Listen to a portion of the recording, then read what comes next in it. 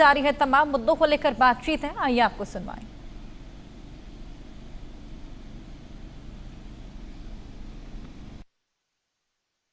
उन सब सीटों की सूची है, शायद अपने गिरेबा में झांकना नहीं आता। अगर इलेक्शन कमीशन का प्रोसेस जो है उसमें वोट का एडिशन होना, डिलीशन होना, वो उनकी इंडिपेंडेंट एक्सरसाइज है, लेकिन जीत के नमूने 34,000 ऐसे लोग हैं जिनकी आयु किसी की 90 साल, किसी की 80, 81, 82। 34,000 ಈ ರೀತಿಯಾದಂತ ಜನ ಇದ್ದಾರೆ. ಯಾರ ವಯಸ್ಸು 95 ವರ್ಷ ಆಗಿದೆ, 90 ವರ್ಷ ಆಗಿದೆ, 85 ವರ್ಷ ಆಗಿದೆ. ಈ ರೀತಿಯಾದಂತ 34,000 ಜನ ಅಲ್ಲಿದ್ದಾರೆ. इस प्रकार से 1 लाख वोट इलेक्शन कमीशन और बीजेपी ने चोरी किया है. ಈ ರೀತಿಯಲ್ಲಿ, ಈ ಮಾದರಿಯಲ್ಲಿ ಬಿಜೆಪಿ ಪಕ್ಷ ಮತ್ತೆ ಚುನಾವಣೆ ಆಯೋಗ 1 ಲಕ್ಷ ಮತಗಳ ಕಳ್ತನನ ಮಾಡಿರ್ತಕ್ಕಂಥದ್ದು ನಾವು ನೋಡಿದ್ದೇವೆ. डुप्लीकेट वोटर्स में एक व्यक्ति कर्नाटक में वोट देता है, उसके बाद उत्तर प्रदेश में वोट देता है. ನಕಲಿ ಮತದಾರರ ಪಟ್ಟಿಯಲ್ಲಿ ನಾವು ನೋಡಿದೀವಿ, ನಕಲು ಮಾಡಿಕೊಂಡು ಒಬ್ಬೇ ಮತದಾರನು ಕರ್ನಾಟಕ ರಾಜ್ಯದಲ್ಲಿ ಮತ ಹಾಕ್ತಾನೆ, ಮಹಾರಾಷ್ಟ್ರದಲ್ಲಿ ಮತ ಹಾಕ್ತಾನೆ, यूपी राज्यದಲ್ಲಿ ಮತ वोट ಹಾಕ್ತಾನೆ. देने का अधिकार उसको बेंगलोर में है, लखनऊ में है, वाराणसी में है, अलग अलग जगह देश में ये लोग वोट डालने के लिए ऑथराइज्ड हैं. ಮತದಾನ ಮಾಡಂತ ಹಕ್ಕು ಈ ವ್ಯಕ್ತಿಗೆ ಬೆಂಗಳೂರಿನಲ್ಲಿದೆ, ಲಕ್ನೌನಲ್ಲಿದೆ, ವಾರಣಾಸಿನಲ್ಲಿದೆ. ಈ ದೇಶದ ವಿವಿಧ ವಿವಿಧ ಭಾಗಗಳಲ್ಲಿ ಮತದಾನ ಮಾಡಂತ ಹಕ್ಕನ್ನ ಈ ವ್ಯಕ್ತಿ ಕೊಟ್ಟಿದ್ದಾರೆ. मुझसे इलेक्शन कमीशन एफिडेविट मांगता है. ನನ್ನ ಹತ್ರಿಂದ ಇವತ್ತು ಚುನಾವಣೆ ಆಯೋಗ ಪ್ರಮಾಣ ಪತ್ರ ಕೇಳ್ತಾ ಇದ್ದಾರೆ. मुझसे कहता है कि मुझे ओथ लेना है. ಅವ್ರು ನನಗೆ ಕೇಳ್ತಾ ಇದ್ದಾರೆ, ನಿಮ್ ಮುಂದೆ ಬಂದು ಪ್ರಮಾಣ ಮಾಡಿ ಅಂತ ಹೇಳಿ. मैंने पार्लियामेंट के सामने, पार्लियामेंट के अंदर ओथ लिया है. ನಾನು इस संविधान के सामने ओथ लिया है. इस पर हाथ डाल के वोट लिया है. इस पे हाथ डालकर ओथ लिया है. ನಾನು ಸಂಸತ್ ಭವನದಲ್ಲಿ ಪ್ರತಿಜ್ಞೆ ಮಾಡಿದ್ದೀನಿ, ಸಂಸತ್ನಲ್ಲಿ ಪ್ರತಿಜ್ಞೆ ಮಾಡಿದ್ದೀನಿ, ಈ ಸಂವಿಧಾನದ ಮೇಲೆ ನಾನು ಪ್ರತಿಜ್ಞೆ ಮಾಡಿದ್ದೀನಿ. जितने भी फेक न्यूज क्रिएट कर रहे हैं, बल्कि देश में जो इलेक्शन कमीशन के डाटा हैं, 5 बजे की एंट्री है, हम तो कहते हैं उसका भी ईमानदारी से, ईमानदारी राजनीति में बहुत बड़ी चीज होती है. ईमानदारी किसी भी राजनीतिक दल और राजनीतिक व्यक्ति की जीवन की सबसे बड़ी साख होती है. अगर आपकी बात में ही 60% का झूठ डेटा पे मिक्स हो, तो मतलब आपकी क्रेडिबिलिटी बोलने के साथ 60% कम मान के लिखी जाएगी.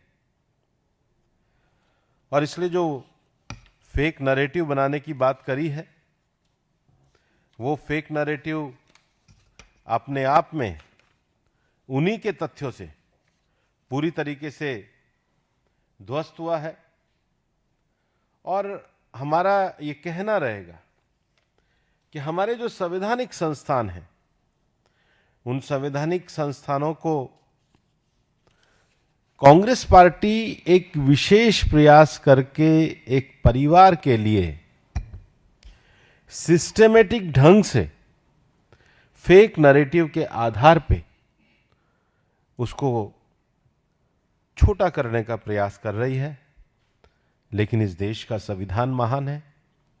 बाबा साहब अंबेडकर की जो दूरदृष्टि है, जिसके कारण हम भारत के संविधान के अंतर्गत, एक व्यवस्था के अंतर्गत हम कार्य करते हैं, उस संविधान की सर्वोच्चता को हम स्वीकार करते हैं. और ये झूठ के नैरेटिव अपने आप ही जनता ने 3 बार ध्वस्त करे हैं, और भविष्य में भी ऐसा होता रहेगा, क्योंकि 60% मार्जिन रखने वालों की क्रेडिबिलिटी इस समाज में रहेगी.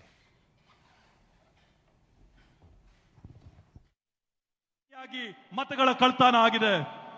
इलेक्शन कमीशन बीजेपी का नहीं है. इलेक्शन कमीशन संविधान के लिए काम करता है. ಇವತ್ತು ಚುನಾವಣೆ ಆಯೋಗ ಏನಿದೆ ಬಿಜೆಪಿ ಅವರ ಪರವಾಗಿ ನಿಂತಿದೆ. ಎಲೆಕ್ಷನ್ ಕಮಿಷನ್ ಏನಿದೆ ಇವತ್ತು ಸಂವಿಧಾನದ ವಿರುದ್ಧವಾಗಿ ಇವತ್ತು ನಡ್ಕೋತಾ ಇದೆ. और कर्नाटक में सीट चोरी की गई है. एक लोकसभा को हमने जांच करके निकाला है. मैं कह सकता हूं कि एक से ज्यादा सीटें यहां चोरी हुई हैं. ಇವತ್ತು ಕರ್ನಾಟಕದಲ್ಲಿ ನಾವು ಒಂದು ಕ್ಷೇತ್ರನ ಪರಿಶೀಲನೆ ಮಾಡಿ ಆ ಕ್ಷೇತ್ರದಲ್ಲಿ ಆದಂತ ಕಳ್ತನನ ನಾವು ಸಾಬೀತು ಮಾಡಿದೀವಿ. 100ಕ್ಕೆ 100 ನಾನು ನಿಮ್ಗೆ ಆಶ್ವಾಸನೆ ಕೊಡ್ತೀನಿ. ಕರ್ನಾಟಕ ರಾಜ್ಯಾದ್ಯಂತ ನಾವು ಪರಿಶೀಲನೆ ಮಾಡಿದ್ರೆ ಒಂದಲ್ಲ ಹಲವಾರು ಉದಾಹರಣೆ ನಮ್ಗೆ ಸಿಗುತ್ತೆ ಅಂತ ಹೇಳಿ.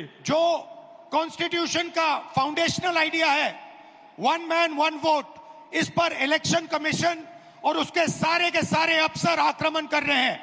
इसका मतलब वो संविधान पर आक्रमण कर रहे हैं.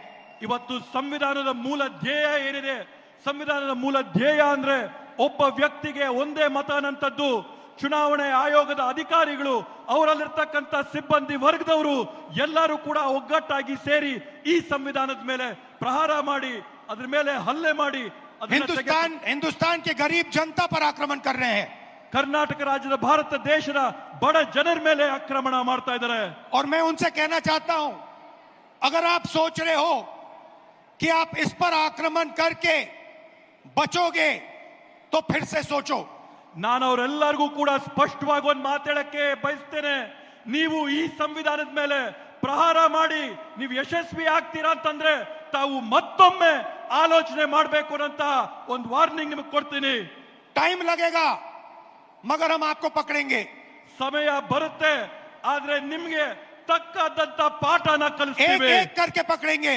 ಒಬ್ಬೊಬ್ಬರನ್ನ ಹುಡುಕಿ ನಿಮಗೆ ಪಾಠ ಕಲಿಸ್ತೀವಿ. मेरी बात याद रखना, ದೇಶಾದ್ಯಂತ ಹುಡುಕ್ ಕೊಡ್ತೀವಿ. क्योंकि आप अगर इस पर हमला करोगे तो हम आप पर हमला करेंगे. ನೀವು ಈ ಪವಿತ್ರ ಸಂವಿಧಾನದ ಮೇಲೆ ಹಲ್ಲೆ ಮಾಡಿದ್ರೆ ನೇರವಾಗಿ ನಾವು ನಿಮ್ಮ ಮೇಲೆ ಹಲ್ಲೆ ಮಾಡ್ತೀವಿ, ನಿಮ್ಮನ್ನ ಗುರಿ ಮಾಡ್ತೀವಿ. ये हिंदुस्तान की आवाज है. ಈ ಒಂದು ಪವಿತ್ರವಾದಂತ ಗ್ರಂಥ ಈ ದೇಶದ ಧ್ವನಿ. याद रखिए, नरेंद्र मोदी 25 सीट की मार्जिन से प्रधानमंत्री हैं. ತಾವು ನೆನಪಿಟ್ಕೋಬೇಕು, ನರೇಂದ್ರ ಮೋದಿ ಅವರು ಕೇವಲ 25 ಸೀಟುಗಳಿಂದ ಇವತ್ತು ಈ ದೇಶದ ಪ್ರಧಾನಮಂತ್ರಿ ಆಗಿದ್ದಾರೆ. एक सीट हमने दिखा दी कि चोरी हुई है.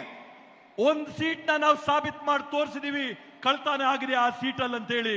25 सीट वो 35,000 या कम वोटों से जीते हैं. 25 ಸ್ಥಾನಗಳನ್ನ ಅವರು 34,000ಕ್ಕಿಂತ ಕಡಿಮೆಯ ಅಂತರದಲ್ಲಿ ಇವತ್ತು ಜಯ ಸಾಧಿಸಿರೋದು. एक्चुअल में आपने बहुत विनम्र शब्द का प्रयोग किया है, विश्लेषण.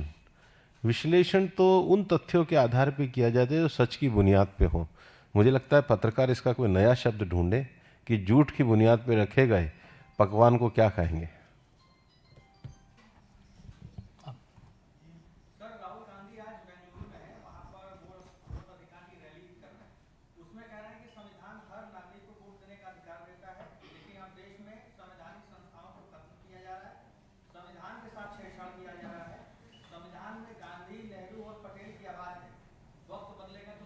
अकेला नहीं बोल रहा हूं. ನಾನು ವಿರೋಧ ಪಕ್ಷದ ನಾಯಕನಾಗಿರ್ಬೋದು, ಆದ್ರೆ ನಾನು ಒಬ್ಬೊಂಟಿಗನಾಗಿ ಮಾತಾಡ್ತಾ ಇಲ್ಲ. हिंदुस्तान की सारी राजनीतिक ऑपोजिशन की पार्टियां ये सवाल पूछ रही हैं. ಈ ದೇಶದ ಎಲ್ಲ ರಾಜಕೀಯ ಪಕ್ಷಗಳು ಕೂಡ ನಮ್ಮ ಜೊತೆ ನಿಂತು ಇದನ್ನ ಪ್ರಶ್ನೆ ಮಾಡ್ತಾ ಇದ್ದಾರೆ. और इलेक्शन कमीशन को एकदम ये डेटा हमारे हवाले कर देना चाहिए. ಅದೇ ರೀತಿಯಲ್ಲಿ ಚುನಾವಣಾ ಆಯೋಗ ಈ ಕೂಡಲೇನೆ ಈ ಎಲ್ಲ ಮಾಹಿತಿಗಳನ್ನ ಬಹಿರಂಗ ಪಡಿಸಬೇಕು ಅಂತ ಹೇಳ್ತೇನೆ. कर्नाटक में जो हमने डेटा निकाला है वो एक क्राइम का एविडेंस है. ಕರ್ನಾಟಕ ರಾಜ್ಯದಲ್ಲಿ ನಾವು ತೆಗೆದಿರ್ತಕ್ಕಂಥ ಮಾಹಿತಿ ಒಂದು ದೊಡ್ಡ ಕುತಂತ್ರದ ಸಾಕ್ಷಿಯ ಗುಡ್ಡ ಆಗಿ ನಿಂತಿದೆ. 6 महीने लगे हमें उस डेटा को निकालने के लिए. 6 ತಿಂಗಳಿನ ಕಾಲಾವಧಿ ಆಗಿದೆ ನಮ್ಗೆ ಮಾಹಿತಿನೆಲ್ಲ और यहाँ पर सीता को